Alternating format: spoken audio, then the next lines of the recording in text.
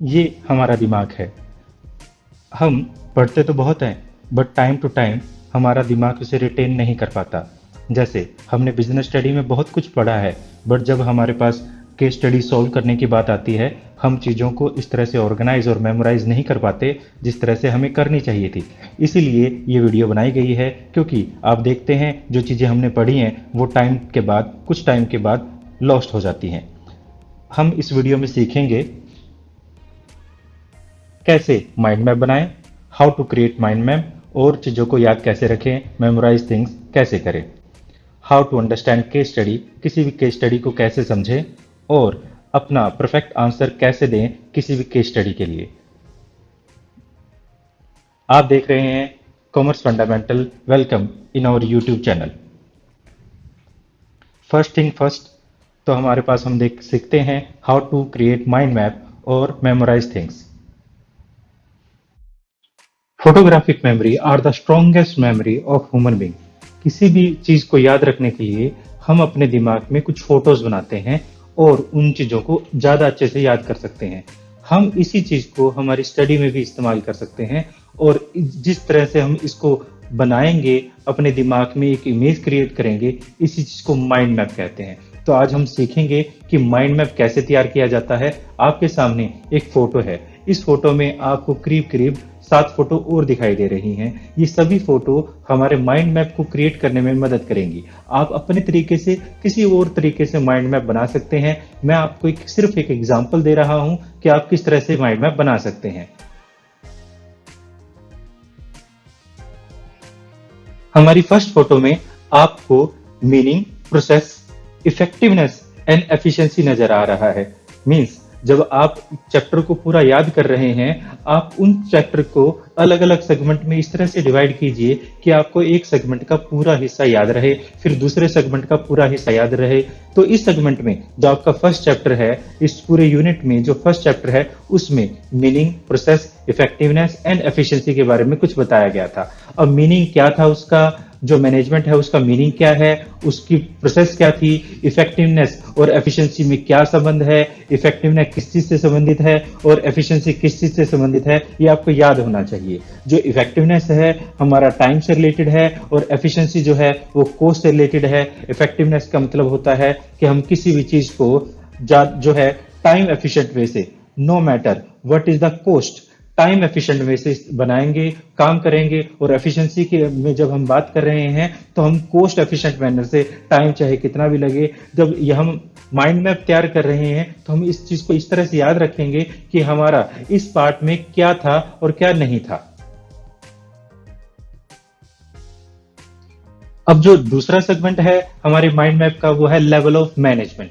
अब level of management में आपको अच्छे से याद है कि हमारे पास जो जो पूरा ऑर्गेनाइजेशन एम्प्लॉयज हैं वो दो डिवाइड पार्ट में डिवाइडेड है, जिसमें managerial members and non managerial members हैं। जो मैनेजरियल मेंबर्स हैं वो 3 कैटेगरी में डिवाइडेड है: top level, middle level and lower level. इस जो टॉप लेवल मैनेजमेंट है, इसमें board of director, chairman, general manager, president, vice president, director, chief executive officer, chief financial officer and chief operational officer आते हैं। दूसरी तरफ जो मिडिल लेवल मैनेजमेंट है, उसमें purchase manager, sale manager, marketing manager, executive officer, plant plant superintendent, divisional superintendent, divisional head, departmental head आते हैं। और तीसरा जो लोअर लेवल मैनेजमेंट है, इसमें supervisor, superintendent, foreman, section officer, clerk, sub divisional executive etcetera, ये सभी आते हैं। अब जो नेक्स्ट सेगमेंट है हमारा माइंड मैप का, उसमें हम फीचर्स याद रखेंगे। इस चैप्टर को ध्यान में रखते हुए हम फीचर्स याद रखेंगे। और मैनेजमेंट के क्या फीचर्स थे, आपको पूरी तरह से अच्छे से एक माइंड मैप तैयार रखना होगा। जिस तरह से मैंने यहाँ पर इस्तेमाल किया है, आप देख पा रहे हो अलग अलग कलर इस्तेमाल किए हैं। जब हम ये अलग अलग कलर को याद करेंगे तो हम देख पा रहे हैं हाँ हमारे पास 7 फीचर्स हैं। वो 7 फीचर्स में गोल ओरिएंटेड प्रोसेस है। हमारा जो मैनेजमेंट है वो एक गोल ओरिएंटेड प्रोसेस है। उसके बाद मैनेजमेंट जो है वो ऑल परवेजिव फंक्शन है, वो हर कहीं पर रहता है। यानी मैनेजमेंट जो है आपको हर एक्टिविटी में मिलेगा, चाहे वो प्रॉफिट ऑर्गेनाइजेशन हो, चाहे वो नॉन प्रॉफिट ऑर्गेनाइजेशन हो। यह एक गोल ओरिएंटेड प्रोसेस है। यहाँ हर किसी गोल को अटेन करने के लिए हमें मैनेजमेंट चाहिए ही चाहिए। एक मल्टी डायमेंशनल ऑर्गेनाइज जो प्रोसेस है जिसमें management for work, management for people और मैनेजमेंट फॉर ऑपरेशन रहता है। एक कंटिन्यू एक्टिविटी है, मैनेजमेंट ना खत्म होने वाली एक्टिविटी है, ये डेली हर एक्टिविटी के अंदर रहती है, मैनेजमेंट ना खत्म होने वाली एक कंटिन्यू एक्टिविटी है। ग्रुप एक्टिविटी है, हम मैनेजमेंट में बहुत सारी एक्टिविटी को ग्रुपिंग करते हैं जिससे हमारे पास किसी फाइनल ऑब्जेक्टिव को हम हासिल कर सकें। मैनेजमेंट एक डायनेमिक एक्टिविटी है, डायनेमिक एनवायरनमेंट, जैसे हमारा एनवायरनमेंट है वो टाइम टू टाइम चेंज होता जा रहा है। आज आप देखेंगे कोरोना वायरस की वजह से स्टडी बंद हो गई है, बट फिर भी स्टडी अभी भी चल रही है। इन सभी चीजों को ध्यान में रखते हुए जैसे एनवायरनमेंट चेंज होगा तो हमारा जो ऑर्गेनाइजेशन है वो डायनेमिक फीचर कंटेन रखे। इसके अलावा इंटेंजिबल फोर्स, मैनेजमेंट जो है वो एक इंटेंजिबल फोर्स है, वो दिखाई नहीं देती या ना ही हमें हम टच कर सकते हैं, बट यहाँ पर हमें महसूस होता है। मीन्स कहने का मतलब ये है कि हमारी जो मैनेजमेंट है उसको आप प्रेशर, आपने देखा होगा जो ऊपर से जो रहा है, ऊपर से प्रेशर है, ऊपर से प्रेशर का मतलब क्या है, मैनेजमेंट का प्रेशर। आप इस चीज को समझ सकते हैं। तो इस स्लाइड को देखते हुए, इस यहाँ पर इस सेगमेंट को देखते हुए आप देख सकते हो कि यहाँ पर हम मैनेजमेंट के फीचर्स के बारे में बात कर रहे हैं। ऑब्जेक्टिव्स, इस सेगमेंट में हम ऑब्जेक्टिव्स के बारे में बात करेंगे। ये ऑब्जेक्टिव क्या है, जो ऑर्गेनाइजेशन ऑब्जेक्टिव है उसको 3 कैटेगरी में मेनली डिवाइड किया गया है, जिसमें सबसे पहले ऑर्गेनाइजेशनल ऑब्जेक्टिव है, सोशल ऑब्जेक्टिव है, पर्सनल ऑब्जेक्टिव है। इन चीजों में डिवाइड किया गया है। जो हमारे ऑर्गेनाइजेशनल ऑब्जेक्टिव है, ऑर्गेनाइजेशन को टाइम टू टाइम अपने आप को तैयार करना पड़ता है मुश्किल समय में सरवाइव करने के लिए, वो टाइम से प्रॉफिट कमा पाए और वो ग्रोथ भी कर पाए। इसके अलावा सोशल ऑब्जेक्टिव में वो एक एम्प्लॉय को अपॉर्चुनिटी भी देना चाहते हैं, यानी जो जिस सोसाइटी में ऑर्गेनाइजेशन रहता है उस सोसाइटी के प्रति ऑर्गेनाइजेशन की जिम्मेवारी है कि वहां के लोगों को वो एम्प्लॉयमेंट दे, यहाँ पर वो पोल्यूशन ना करे और इसके अलावा लोगों के जीवन स्तर को बढ़ाए। इसके अलावा यहाँ पर जो काम करने वाले लोग हैं, जो पर्सोनल है, जो उनके पर्सनल ऑब्जेक्टिव का भी ध्यान रखा जाता है। जिस प्रकार यहाँ पर फाइनेंशियल नीड जो है एक एम्प्लॉय की वो क्या है, उसकी सोशल नीड क्या है, हाई लेवल नीड्स क्या है, इन सभी चीजों का भी ध्यान रखा जाता है।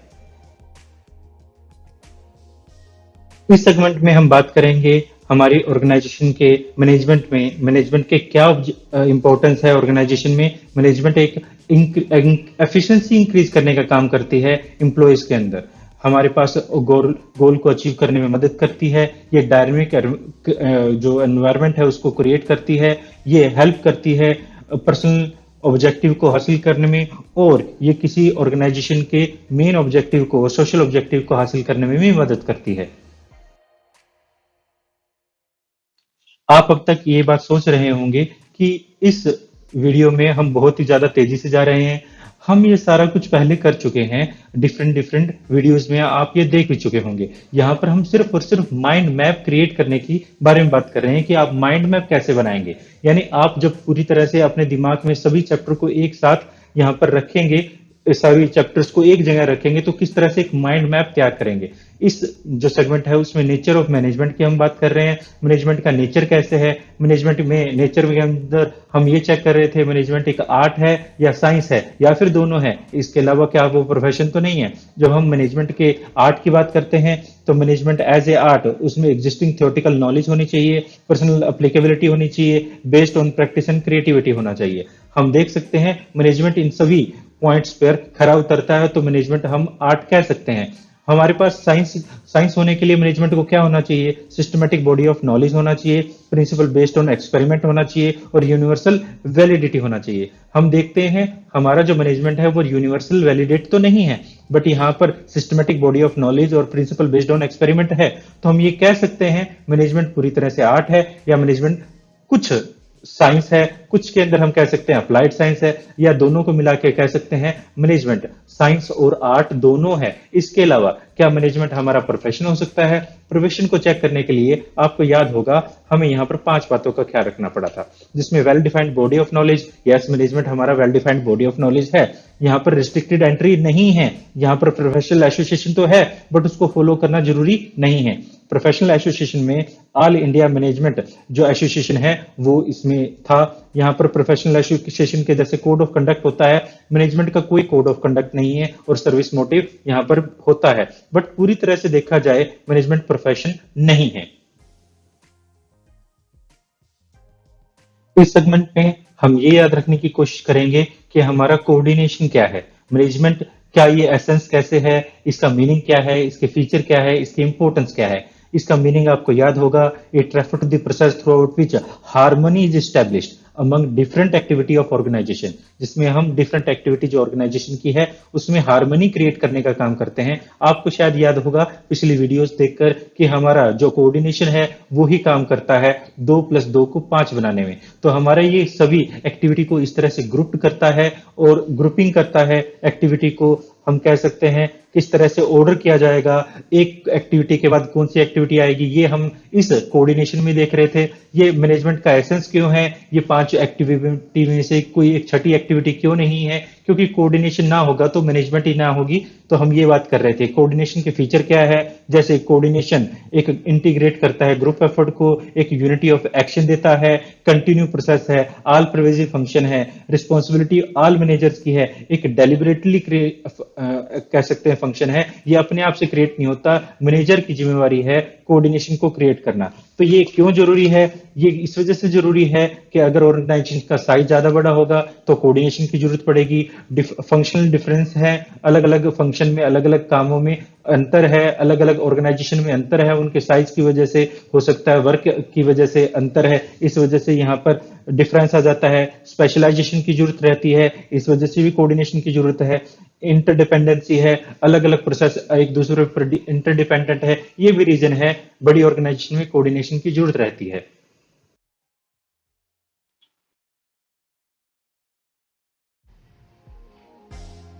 Now we will understand how to understand case study.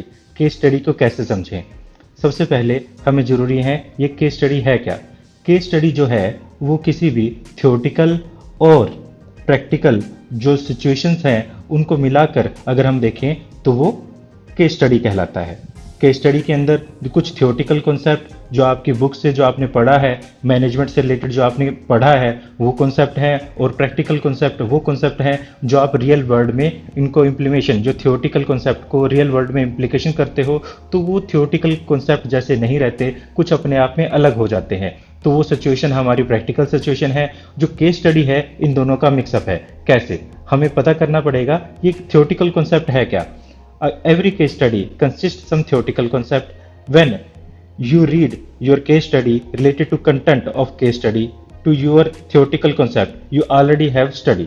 जब आप किसी भी केस स्टडी को पढ़ रहे हैं तो आपने जो ऑलरेडी केस स्टडी के बारे में पढ़ा है, यानी जो आप पढ़ रहे हैं, मान लीजिए आपने जो केस स्टडी पढ़ी वो आपके मैनेजमेंट से रिलेटेड है, तो आप याद कीजिए कि मैनेजमेंट से रिलेटेड आपने क्या पढ़ा हुआ है।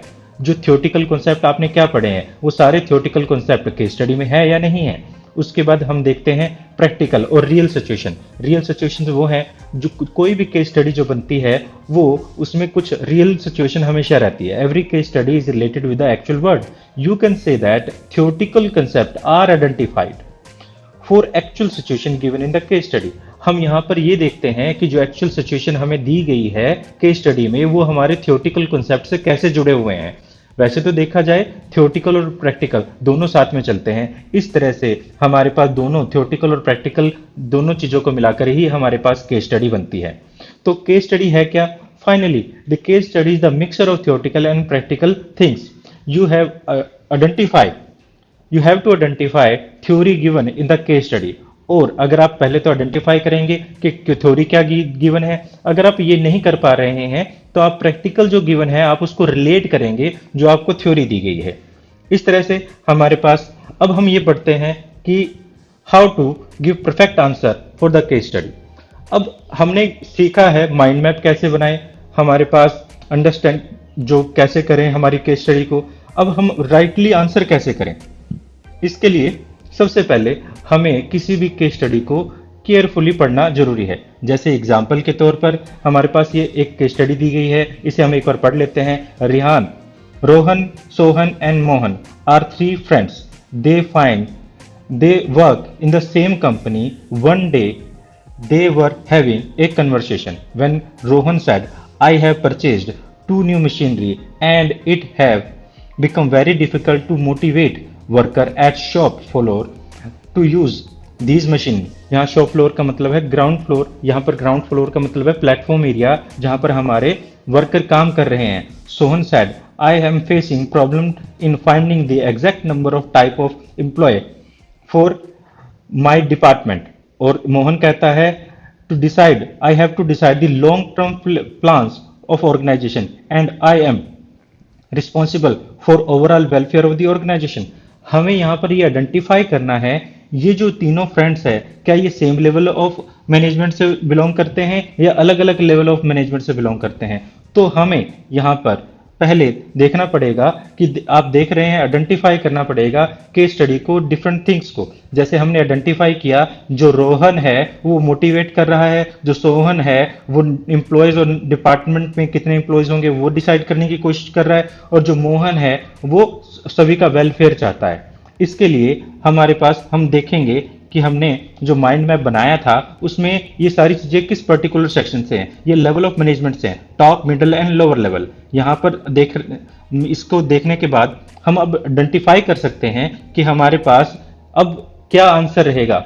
हमारा जो आंसर रहेगा पहला, रोहन जो है वो हमारे पास सुपरवाइजरी लेवल से बिलोंग करता है यानी लोअर लेवल ऑफ मैनेजमेंट से बिलोंग करता है। दूसरी तरफ जो सोहन है वो हमारे पास मिडिल लेवल से बिलोंग करता है, और उसके बाद जो मोहन है वो हमारे पास टॉप लेवल से बिलोंग करता है। इस तरह से आप किसी भी केस स्टडी को अच्छे से और वेल बिल्ड आंसर दे सकते हो। ये सिर्फ एक एग्जाम्पल था, आप अपनी केस स्टडी को किसी और तरीके से भी देख सकते हैं। काफी बार हमें आंसर कोट भी करना पड़ता है, आंसर या लाइन सिचुएशन कोट भी करनी पड़ती है। तो आप यहाँ क्या करें, जो आपने आंसर दिया है, जिस लाइन में से आपने आंसर चुना है, जैसे अभी हमने थोड़ी देर पहले किया था, आपने ब्लू लाइंस वो देखी थी, उन लाइंस को अपने आंसर के साथ जो कोमाज हैं उसके अंदर लिख सकते हैं, तो आप वो आंसर को कोट कर देंगे। इस तरह से आप किसी भी केस स्टडी को सॉल्व कीजिए, बड़े ही आसान रहेगा। आई होप आपको समझ आया होगा। हमारे चैनल के साथ बने रहें।